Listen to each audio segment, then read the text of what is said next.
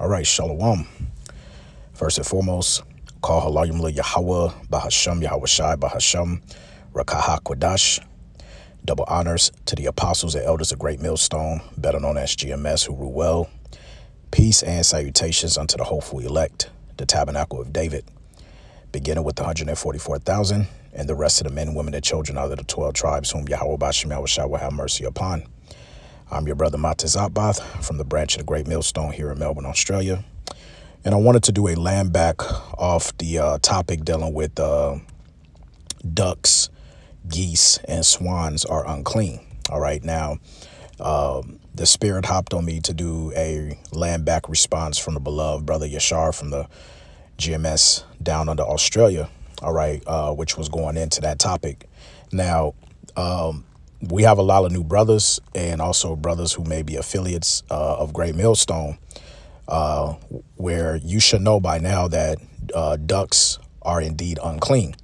But what I want to do, all right, to help brothers to understand why there's a discrepancy with the word itself is because certain scholars will tell you that the word here in Leviticus 11 and 18, being the word the swan, they will tell you that it is a mistranslation. All right. Now, real quick, when you deal with this part of the chapter, OK, and Brother Yashar touched on this already, but notice it says in verse really when you start at verse 13 and when you drop down to verse 15, it talks about after his kind. OK, now, the thing about this is every bird or every fowl that's mentioned, all right, under the list of unclean, some brothers will say, well, if it's not mentioned there, it's a gray area. Therefore, it must be clean. I've heard brothers say that. All right. I myself, I sent the video to Yashar a day ago going into that topic. All right. And even he had to correct me that those particular brothers who did that video, they were actually going off, you know, and I had to be corrected because I actually had to go deeper into the meaning. I had already knew that ducks were unclean because I heard the bishops and the apostles speak about it. But what I ended up finding was why Esau ended up changing the terminology of the word, which I'm about to show you, and how they got away with deeming it as kosher, meaning that it's clean to eat.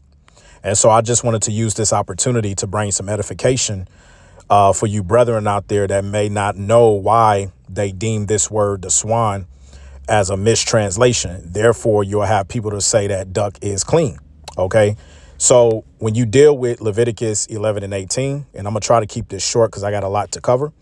When you go into the word, the swan, all right, you will have the Hebrew word, all right, the nashamath, all right, the nashamath, which here in the outline of biblical usage, obviously it says an unclean animal of some kind, an unclean bird, perhaps the ibis, water hen, species of owl, barn owl. Now, notice they also include an unclean lizard, perhaps the chameleon, perhaps an extinct lizard or bird, exact meaning unknown. This is where you have to be very careful because the blue letter can go off. And that's why the scriptures tells us to study to show thyself approved. Now, in the Strong's definition, just to clarify it further, it goes on to say properly a hard breather, i.e. the name of two unclean creatures, one being, as it says here, a lizard and the other a bird. So you have to understand in the context of when it's using. That's why it tells you, like, for instance, where it says the KJV translates Strong's H8580, they give you two times as mentioned in the scriptures as swan, but in the other time is mentioned as a mole. OK, now it goes on to say, parenthesis, both perhaps from changing color through their irascibility, if I pronounce that correctly, Salakia. But it goes on to say probably the tree toad and the water hen mole, or swan. Now, when you go into, let's say, for instance, if we go into the dictionaries, and I'm going to drop down to the International Standard Bible Encyclopedia, and I just want to show you, brother, something. When you go to swan, right, it says here, swan, the Nashamath, which is the correct way to pronounce it in the Lashawan Quadash, chameleon, tree-toad, water hen, owl. It says mentioned only in old versions, in revised version margin in Leviticus 11 and 18. It says the swan and the pelican and the gear eagle, and Deuteronomy 14 and 16, the Septuagint, Porphyrion, water hen, Vulgate, Jerome's Latin Bible, ibis. In the revised version, British and American, this is rightly changed to the horned owl. Notice how they changed. They said this is rightly changed. OK, and we're going to show you that that's not the case. But it says this is rightly changed to the horned owl and the pelican and the vulture. Now, pay very close attention to this next sentence. This is what they're saying. It says a bird of the duck family wrongly placed among the abominations in the old versions of the Bible, now changed to horned owl. OK, so Esau is slick with it. This is why they're saying that the word swan or duck, because when you go into it, the duck is a part of the same family as the swan and the geese. All right. They're all a part of the same family, and we'll show you that. But they're rendering it that it is wrongly placed in there. So in other words, as a means to say that it's mistranslated. And this is where you have to be very careful. OK, now let's go from there. And I have here pulled up the Swan, Geese, and Ducks. All right, by Raphael J. Corrado, M.A.R. And I'm going to start here at the second paragraph real quick. It says, among the unclean birds mentioned in Leviticus 11 as rendered in King James Version is swan, which consequently forbidden as an article of diet. The KJV rendition as swan calls some members of the Seventh-day Adventists to ask question whether swan, geese, and ducks are unclean. This question was answered by some renowned SDA theologians and was printed in some prominent SDA magazines. In 1934, Leroy E. Froome commented that, and I quote, the identity of the bird cannot be fixed with certainty, end quote, but did not clearly declare that swan is clean. In 1958, Don F. Neufeld concluded that no dogmatic conclusions can be drawn from Leviticus 11 and 18 with regard to the classification of ducks and geese in the category of clean and unclean animals. So here it is. You have Don F. saying no dogmatic, conclusion can be drawn for that to say either or. Right. A year later, W.E. Reed declared, in the light of these considerations from the Bible, the Ish writings, and other sources, we conclude that fowls, chickens, ducks, geese, guinea fowls, doves, pigeons, and the like are clean according to Levitical law. But you're not going to see that in the Levitical law. This is what Esau is declaring, right? But now it gets better. Because when you continue to read on, it says the question about swan in Leviticus 11 and 18 was again asked in the year 1984 and answered by Frank B. Holbrook in These Times magazine. And Holbrook stressed that the Orthodox Jays regard the duck and goose as lawful. Did you hear what he just said? He said the Orthodox Jays, okay, regard the duck and the goose as lawful. Now, keep in mind, ducks, geese, swans are all a part of the same waterfowl family, as well as pelicans, okay, which pelicans was mentioned in the scriptures, right? But I just want to show you, Akim, where this actually stems from, because a lot of brothers get confused as to why they deem it on one hand as a mistranslation, but yet your alleged modern day rabbis would declare it as being kosher meat. All right. So it goes on to say, Holbrook stressed that the Orthodox Jays regard the duck and goose as lawful and presume that only unclean fowl are listed. Those not identified thus are presumed to be edible. All right. And that was his quote. OK, notice what he said. Those not identified thus are presumed to be edible. And you got Jake out here, too, that done videos using that same analogy that, hey, if it's not mentioned, it's a gray area. Therefore, it's edible. You should be able to eat it. It's not in there. Right. But see, the scriptures warn about, the simple believe it every word, man. OK, let's grab that in the book of Proverbs. All right. So you got to be careful. The simple. All right. Believeth. Can't even type this evening. Salakia. All right. Proverbs 14 and 15. It says, the simple believeth every word, but the prudent man looketh well to his going. All right. And beginning with the apostles, bishops, and elders of Great Millstone, it's always best to, before you do anything, all right, or be hasty in the spirit to utter anything to another brother or bring out a lesson, whatever that you're unsure of, or just because you may have heard of it, all right, and you go out and regurgitate it, it's best to always just double check, It's nothing wrong with that, And look, certain brothers make mistakes sometime, and it's all good, all right? That's what we're here for, to edify one another, Iron sharpens iron. But nevertheless, getting back to this article, now it goes on to say, from this period, many Seventh-day Adventist members started to eat swan, geese, and ducks, even here in the Philippines. Today, despite of those previous researches, Salakia, many Seventh-day Adventist Christians are still wondering whether swan mentioned in Leviticus 11 and 18, including geese and ducks, is clean or unclean birds. Thus, this paper seeks to further clarify this issue and hoping to suggest probable solutions. Now, here they show a table, and I'm going to just breeze through this really quickly for time's sake. Now, they give you 3 precepts, Leviticus 11 and 18, verse 30, same chapter, and then Deuteronomy 14 and 16. Now, on the one hand, Leviticus 11 and 30 and Deuteronomy 14 and 16 both says the Nashamath, right?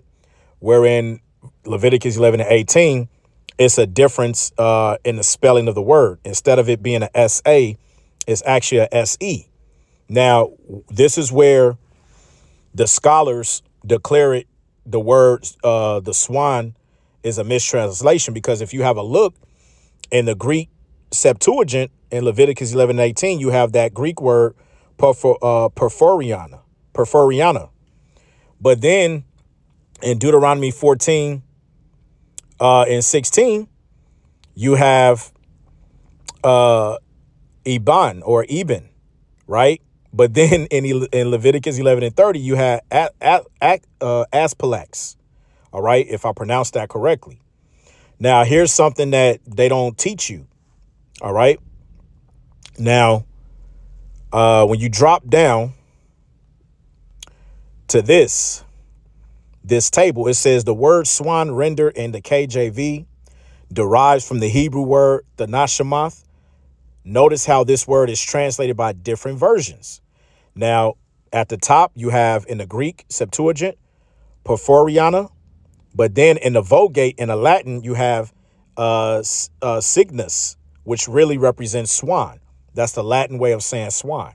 And then you have the word swan in the KJV, the DRA, the RWB, and the YLT.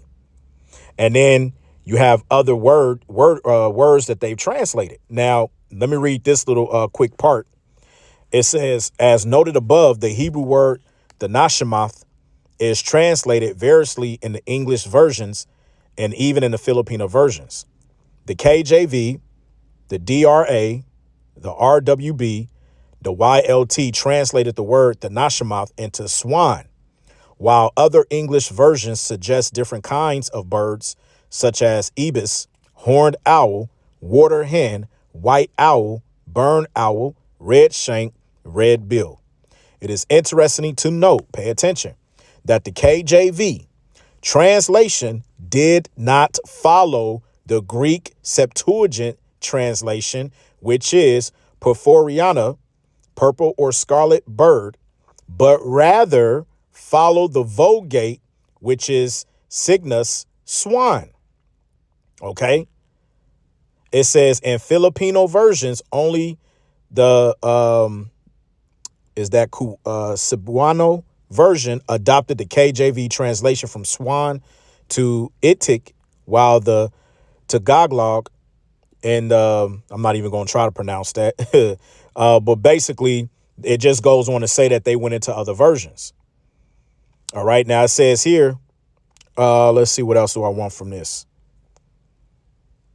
Right. And then they pretty much go into how the International Standard Bible of Encyclopedia said that dogmatically concluded that a bird of the duck family wrongly placed among the abominations of the old version of the Bible.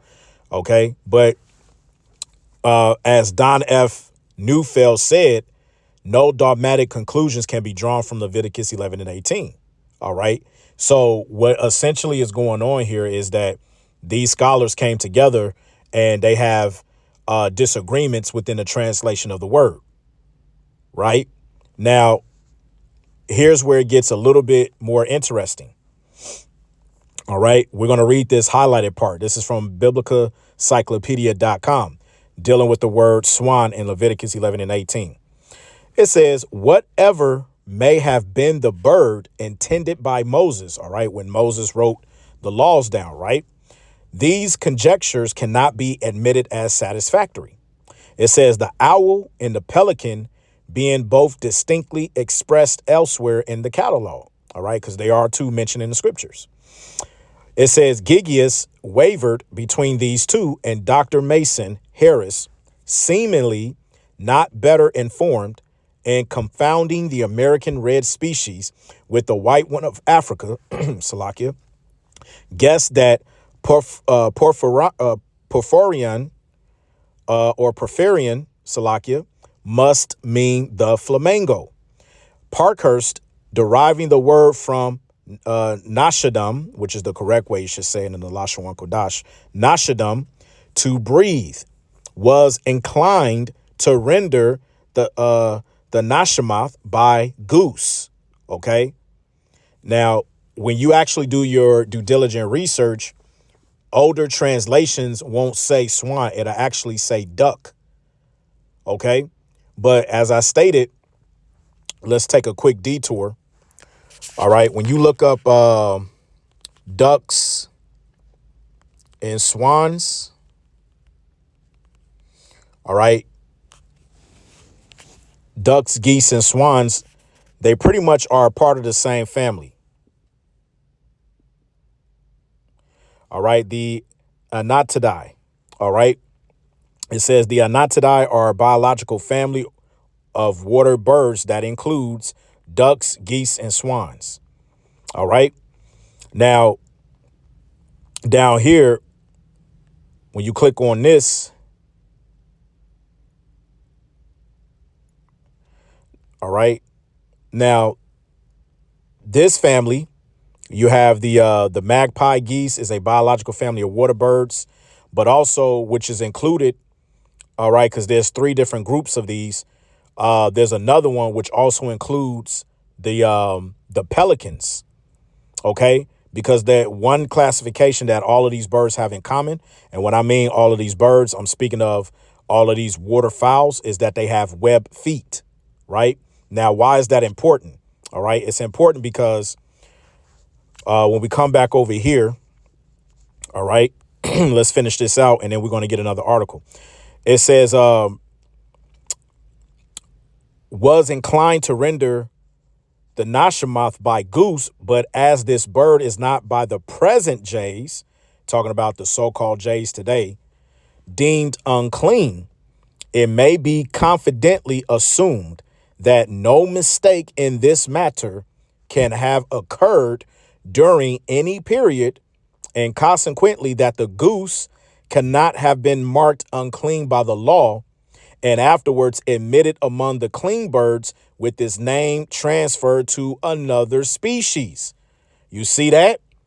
So the guy is saying here that you can't go from stating that if something was deemed unclean going way back then, and then fast forward to today, you want to turn it and make it what they call kosher to be clean. You can't do that because even the Bible tells you that. Let's get the book of Job, chapter 14 and verse 4. It says, who can bring a clean thing out of an unclean? Not one.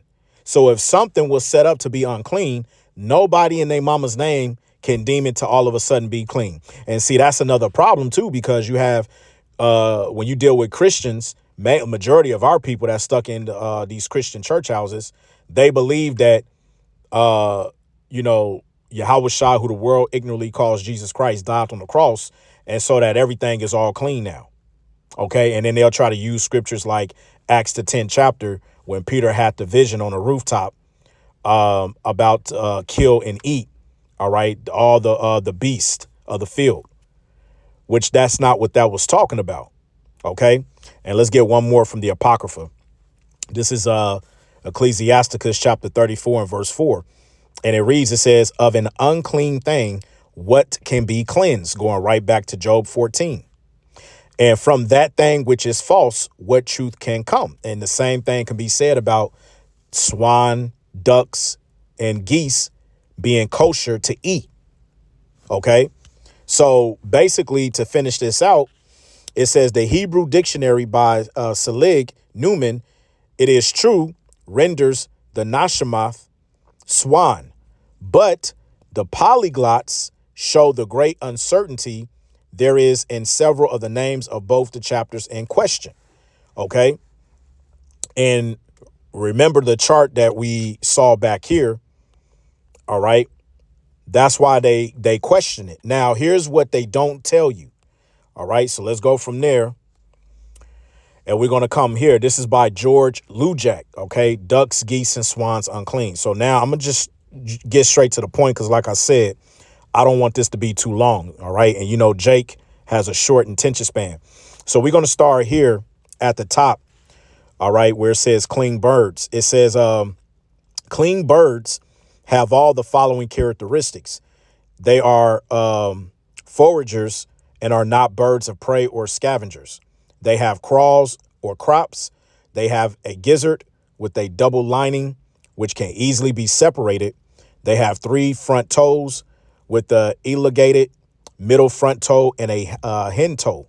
They spread 3 front toes on one side of a perch,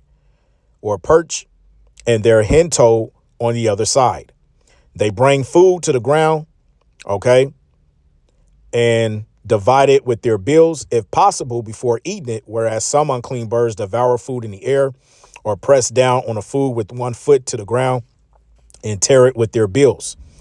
Now, it says unclean birds lack one or more of the characteristics of clean birds.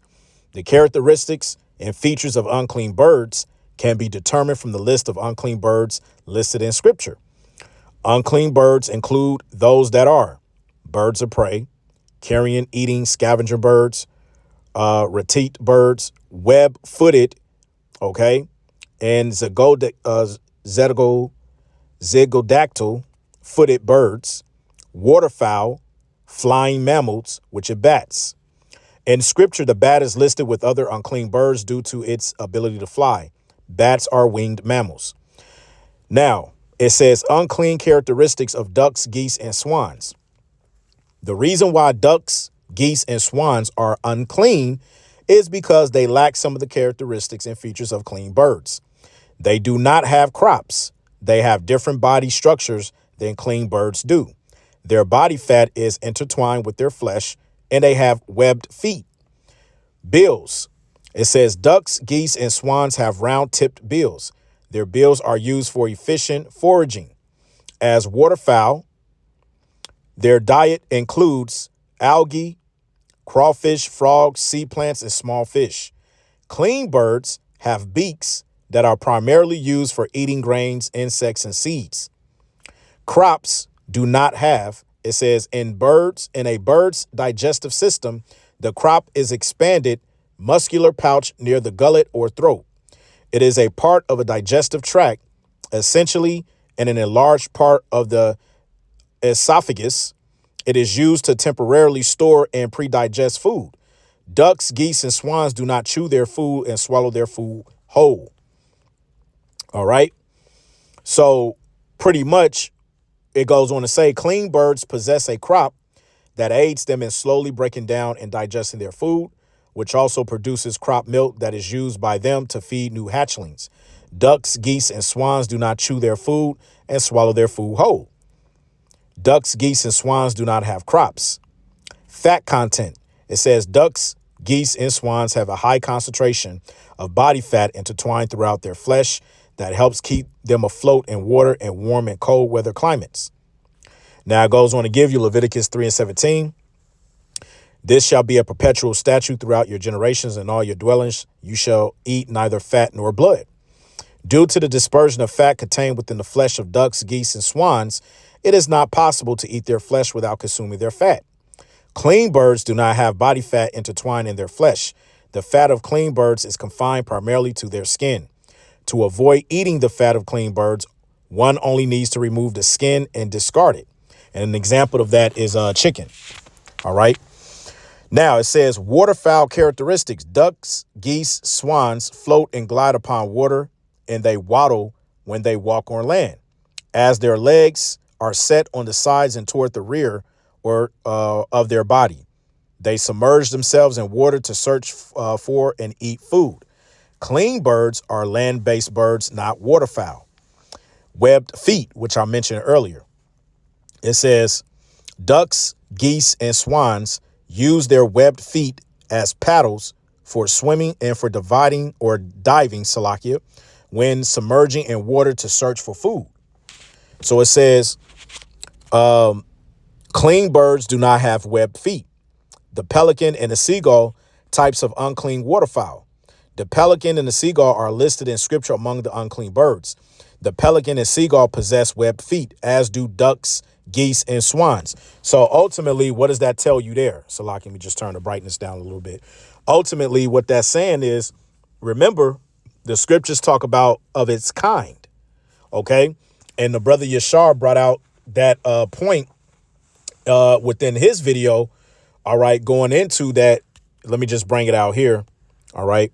When you go into it, Leviticus 11 and right around the 16th verse, and the owl and the nighthawk and the cuckow and the hawk after his kind. Now, when you go into that word, all right, after his kind, or that saying, Strong's H 4327, mean. It Second says entry, straight to the point in this little box. Moon. Okay, Salakia had a different saying there. So it says groups of living organisms belong in the same created kind if they have descended from the same ancestral gene pool. And that can be said with ducks, okay? Ducks, swans, geese, pelican, seagull. They all have webbed feet. They are known as waterfowls, okay? So they will be considered after that kind. All right, this is how you can distinguish what is what, man. All right. And like sometimes, yeah, it may not say it directly in the Bible. OK, because you may have a brother say, well, it doesn't say ducks or whatever. And then it says that the swan is a mistranslation. Yeah, but you also have the word pelicans there when you go back into it. OK, Leviticus 11 and 18, it says, and the swan and the pelican and the gear eagle. So the pelican is still a part of that family. So what will be after its kind? OK, you still have the swan. You still have the geese. You still have the duck. OK, and then to add on to it, look at verse 19 in the stork. OK, I believe that also falls in that category. OK. All right. So you have to see, Jake, you can't be simple minded, man. OK, you have to look well to your going, man. You have to study. So it says The pelican is a bird that glides upon the water and has a high percentage of body fat intertwined within its flesh to keep it buoyant in water, as do ducks, geese, and swans. The pelican is a similar kind of unclean bird that ducks, geese, and swans are. You see that? So then he goes on to say the rabbinical authority is not the final authority or determining clean and unclean birds. And, you know, that's right. All right. Because the scripture says, let's get the book of Psalms 50 and 16. It says, but unto the wicked, which who is the wicked? Malachi chapter 1 and verse 4, Esau, Edom. But unto the wicked, the Most High saith, what hast thou to do to declare my statutes, or that thou shouldest take my covenant in thy mouth? Because, see, when these devils came into power, they pretty much changed everything, bro. OK, they changed everything, man. And the Lord said, all right, when you get Deuteronomy. All right, let's see here. Deuteronomy, I think it's the 4th chapter. Deuteronomy 4 and 2, it says, ye shall not add unto the word which I command you, neither shall ye diminish aught from it, that ye may keep the commandments of the Lord Yahweh your power, which I command you. So, you know, these Edomites, they've changed everything. And that's why the scripture says in Isaiah, all right, the 24th chapter, in verse 5, it says, the earth also is defiled under the inhabitants thereof, because they have transgressed the laws, changed the ordinance, broken the everlasting covenant. All right. That's why the question was asked in Psalms 50 and 16. Who are you to take my laws and you know, like you some type of like you really doing it out here, man? Like you just living a righteous life and you just got it because you in power. No, it ain't that, man. This devil has changed up everything. And like the guy said in this article, those so-called rabbis, they're not the final authority because, as he goes on to say here, let's see here. They should not be considered infallible on the topic of kosher certification or determining clean and unclean creatures. It's rabbinical kosher certifying authorities err on classifying clean birds in the following ways. They classify ducks, geese, and swans as clean and kosher because they are not specifically listed as unclean birds in scripture. Ducks, geese, and swans do not have crops as clean birds do. All right. And which he went into that. And so certain jakes out there, they'll easily get caught out there because a lot of times that's the first thing they'll do. They'll go to the Amalekites to see what's kosher and what's not kosher. But they don't do their due diligent research to go into certain articles like we've done to compare certain other waterfowls, linking them. All right. After its kind. OK, the characteristics. And having that spiritual discernment to be able to discern what is right and what is wrong. OK, you got to understand that. So let me get Revelation and we'll get ready to close out because I ain't want to make this too long. So it says Revelation 22 and 18, for I testify unto every man that heareth the words of the prophecy of this book. If any man shall add unto these things, the Most High shall add unto him the plagues that are written in this book. And if any man shall take away from the words of the book of this prophecy, the Most High shall take away his part out of the book of life and out of the holy city and from the things which are written in this book. So you got to understand that at the end of the day, all right, Esau has not only taken away from the scriptures, but he's also added to the scriptures, man. You see, he's added to the scriptures. And so you have those certain men, those scholars, especially from the International Encyclopedia, that deem that the term or the word swan in Leviticus 11 and 18 is wrongly placed. All right. But who gave you the authority to say that the word doesn't belong there when you had the top scholars back then under King David that rightly translated the word? And as I mentioned, even before the King James 1611 edition, if you brothers don't know, there are older Bibles outside of the KJV, all right, that actually translate the word duck instead of swan. All right. And you can look it up. OK, so this is the reason why we have teachers. All right. And as the scripture says, you have need that one teach you again. All right. So, you know, certain brothers out there, If you didn't know this by now, now you should know that, yeah, ducks are unclean. All right. They're unclean. So that's pretty much it. I just wanted to land back off the beloved brother. And I just wanted to bring out this important information because it's very important that you brothers, all right, understand where this all stemmed from. Okay. And how Esau, with his trickery was able to, just override and say, well, that really doesn't mean that because you got two different translations or you got three different translations. And with all of these revised versions, okay, some people is deeming it to be the owl. Others are saying that is a water hen and this, that, and a third and a swine. So technically we can't say that it's a swan. We're just going to turn around and say that that's a mistranslation of a word, but it can be any of these. No, man. That's why the scripture says, line upon line, here a little and there a little, man. Okay. Because as the beloved brother brought out within his lesson, all right, when you take into account that word or that phrase after his kind, the next word after swan is pelicans. They are a part of the same family, man. But again, sometimes that'll go over Jake's head, man. But, nevertheless, the point has been made, and I pray that this was edifying. And like I said, I just wanted to do a quick land back because this sort of information a lot of brothers don't know of, and they're not well aware of it. Okay, so that's pretty much it.